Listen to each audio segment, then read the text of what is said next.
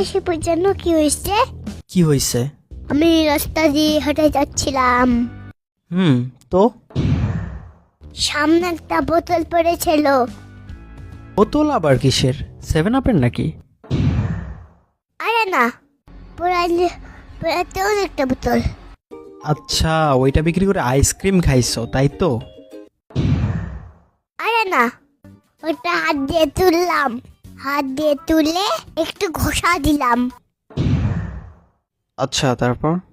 তারপর ওটার ভিতর থেকে বিশাল একটা সাপ বের হলো। কিন্তু আমি তো জানি দৈত্য বের হয়। চুপ! আমি গল্প পাচ্ছি না, আমি একটা সত্য কাহিনী বলছি। আচ্ছা বলো, তারপর কি হলো? তারপরে বিশাল সাপ আমাকে বলল, তোমার দুটো ইচ্ছে কথা বলো, আমি তোমার ইচ্ছা পূরণ করব। কিন্তু আমি তো জানতাম 3টা।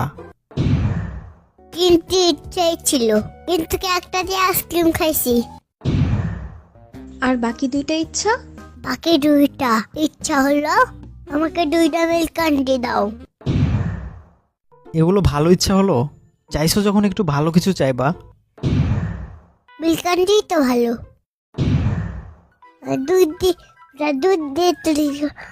দুধ দিয়ে তৈরি করা হয়।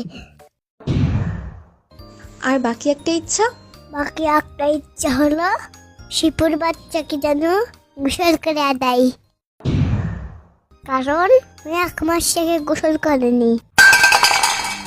তোর ইচ্ছার গোষ্ঠী গিলাই, যা ভাগে এখান থেকে।